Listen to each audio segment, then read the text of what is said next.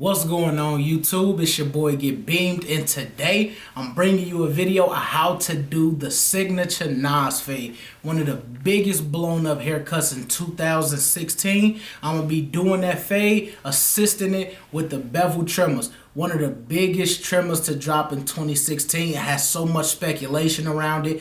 Is it worth the $200? Not only in my videos you gonna see that it's worth the $200, it got its own perks. It's lightweight, it's definitely wireless, and at that, it's easy to adjust. So in this video, I'm gonna show y'all how dangerous these trimmers can really be. I know y'all done seen plenty of reviews, but it's no review like the Beam team. So please like, share, subscribe, and comment on this video to please tell me what y'all think. I honestly feel like y'all gonna love this trimmer, and it's the Beam team.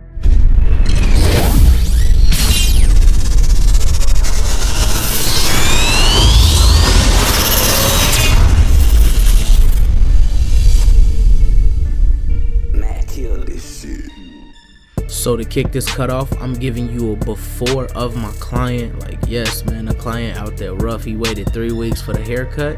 So to kick this joint off, I'm going with my 1/16 guard, fully open with the grain, giving the hair a real smooth transition and a real smooth, clean cut down. Not taking too much hair off, but taking the appropriate amount off to give it still that light, but still that dark look, so the waves can still look pretty nice, because as you guys know, I'm giving him that signature fade, which means it's gonna be a drop slash ball fade. Right here, I'm just staying consistent with my strokes. As you see, I'm really not, digging too hard, but I'm just doing one stroke at a time. One stroke at a time is alleviating everything, keeping it real consistent. The more consistency you bring to the game of haircutting, the more consistent your haircuts will look. And that's what this game is about, making everything you do look amazing. So to kick it off, I'm starting my first initial guideline a 1/2 inch above the ear, and I'm gonna keep that line real consistent. As you guys see, I'm not going too high because I'm going to drop the fade. By me saying drop the fade, I'm doing like a lower ball fade, opposed to doing it completely high and then making this haircut looks as if it's a boosie fade or anything. So I just keep that line real consistent all the way around the head. And those are the hair tailor trimmers, which are some of my favorite in my arsenal. As you guys see, they are running through every bit of that hair with ease. The way they are set and calibrated are just like perfect. As you see, they just hitters. Just keeping it real consistent, man. Every stroke really counts when it comes to doing a real clean fade. So to really hop into the blend, I'm opening my masters fully, going another 1/2 inch above my first initial guideline, keeping the strokes real consistent, always brushing that hair down to make sure all of that hair is the even amount. Then I go into dropping my masters fully down to the first notch, just barely hitting the line by maybe a 1/2 centimeter. I know the measurements is sometimes kind of hard to think of, but as you guys see, like, I'm just doing it in small realms because I flipped to my notch 2 and I'm doing the same thing. As you guys may know, if you are a Masters fan, the second notch is the most important notch. That's the third notch there now, but the second notch always get that line out from open to close. Then I'm on my 4th notch right here, slowly but surely still hitting that line, making every stroke in this haircut count. I know sometimes it may seem repetitive of what I'm saying, but that's what haircutting is. It's repetitiveness. That's how you knock those lines out. Now right here, you see a bunch of wrist work. Brush one, fade one, brush one, fade one. As you see, the way I hold my clippers, my comfortability level is there. I see the fade coming together. Like, it's coming together very well, and I haven't even really blended the bulk yet. The bottom part of this fade is looking immaculate, opposed to like any other fade that I normally do. Always brushing that hair. When you brush that hair and you fade it, you can really watch that fade transcend into what you want it to be. So right here, I'm just doing my finishing touches on the lower part of the ball fade. As you guys see, man, this thing is a beauty. It is a beauty, and it's coming together very, very well. And that's what I always tell y'all here at my channel or on the Beam team. Just always stay consistent, do the things over, and watch the haircut comes together. So right here, I get into knocking the bulk down, which is my 1/16 guard fully open, because I had cut his hair with the 1/16 guard fully open. But as you see, when I did it against the grain to start knocking the bulk out, as you can see where the fade is gonna start transitioning. As you see, I'm dropping my lever down. I'm halfway right now, because I normally go open halfway and then I jump to the 2 if need be. But my client here has a more curlier texture hair opposed to being real coarse, so you kind of have to be a little more delicate with this type of hair. I mean, it's not the straightest hair in the world, but it has some curl to it. So if you go at that hair the wrong way, you will give them a patch. But as you see right here, a lot of wrist work. Brush one, fade one, brush one, fade one. It's all wrist work. That comfortability level is there. Like, I've never been on charge to really do a video like this one, because it's the Nas fade. Like, it's a very popular haircut, and there's no videos out there on YouTube to really explain how to do it. So right here, I'm cleaning up the bottom of my fade. I really just have my clippers closed and I'm shifting between open and closed, just cleaning up the bottom of my fade to give y'all that real nasty blend look. Right here, I have my 1/8 guard on fully open. This is the guard that completely knocks the bulk all the way out the way and gives me my fade that I'm looking for on the left side of this client's head.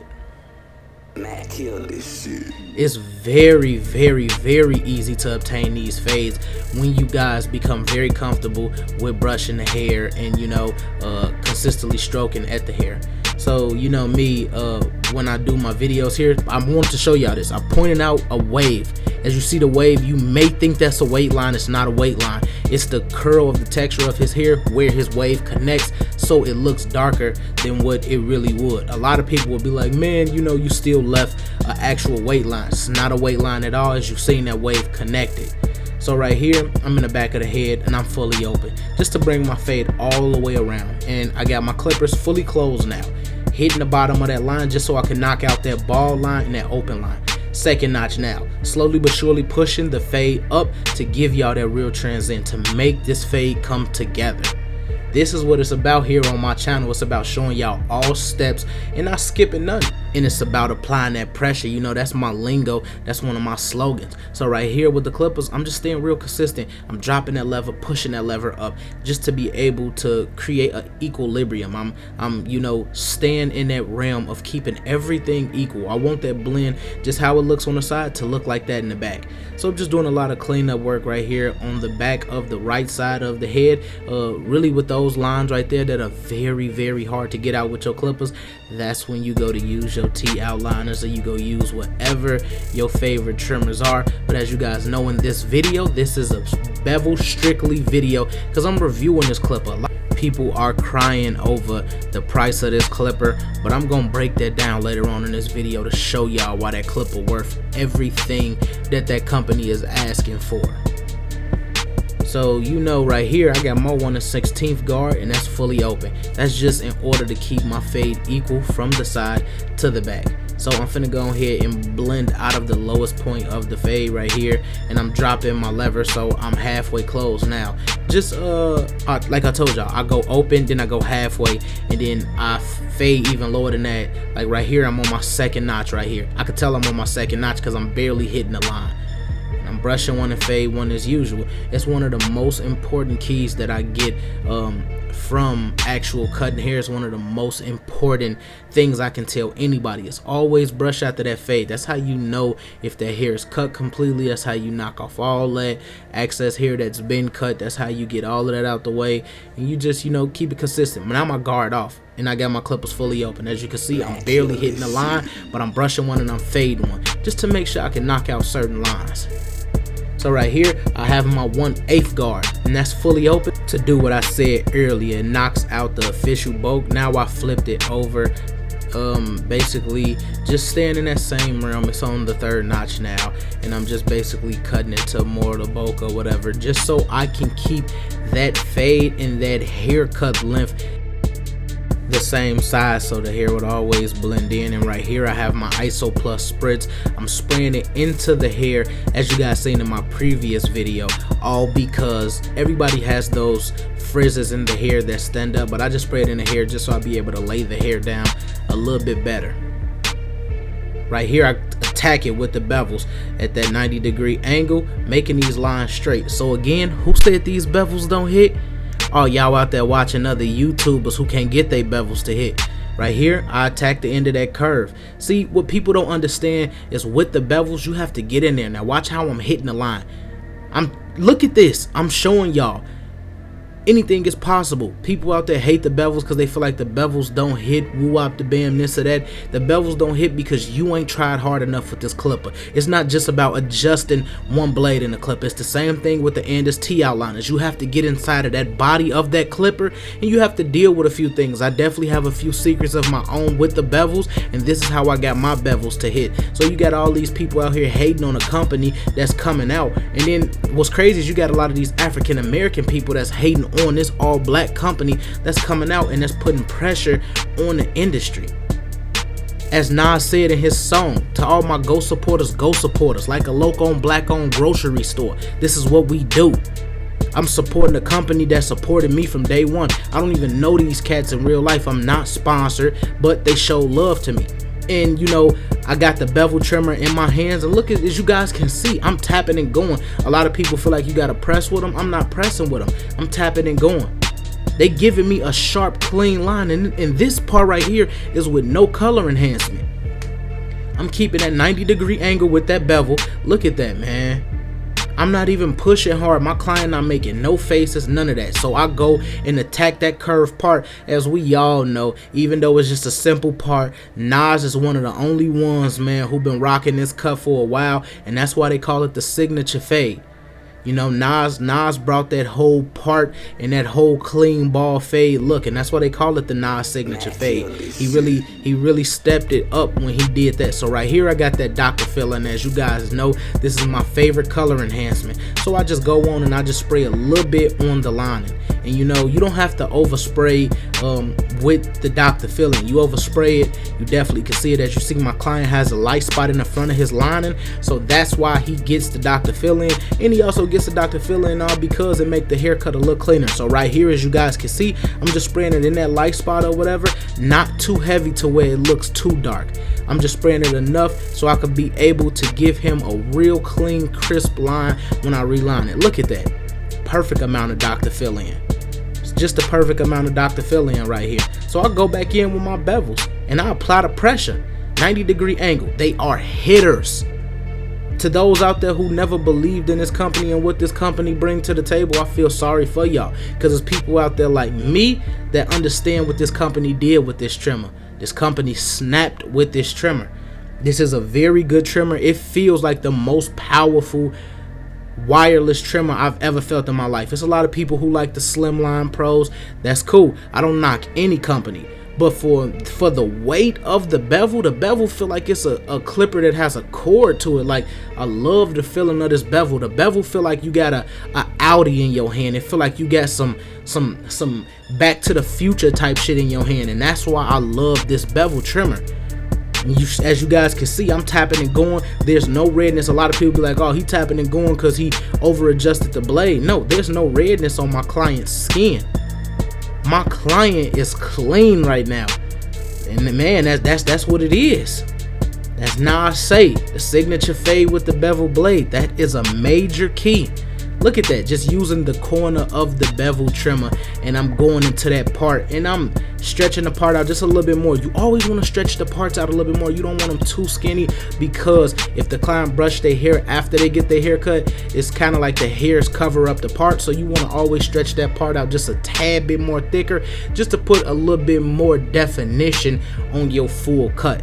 But look at them bevels, man. Just being able to apply that pressure, man, it's crazy, man. I'm glad that I'm actually here to be able to bring y'all a video like this. So I just go in with my straight razor and, you know, just really cleaning up the lineup. The lineup is very clean. Right there, what you see me really scraping off of the hairline is basically some of the ISO plus spritz. So right here, getting that 90-degree angle real sharp on the corner of that fade, and just coming down, just cleaning it up just a tad bit more. Do a little reverse action right here where you see me bring it straight to the line and get that curve, that semi-curve, a real clean line. Man, this is one of the cleanest fades I think I've ever gave y'all. I actually think this might be the best video that I drop on my channel for y'all, all because this was a clean fade. So right here, as you guys see, I'm going against the grain. I tilt the head back just so I can bring all of the excess of anything back to the line. Give it as clean as possible, then clean up at the bottom of the fade with the bevels. Man, this is a very good trimmer, and I recommend this trimmer to a lot of those out here. So right here, I just hit it with a little bit of oil sheen just to get that haircut a tad bit more of a shine and a pop. Go ahead, brush them down. As you guys know, always got to brush it down after the cut just to get them waves to pop a little bit harder. Honestly, right here, I honestly feel like I just gave y'all top 3, one of the toughest haircuts that's on YouTube. And man, this right here, I just spin them around. Y'all see that cape to beam, team?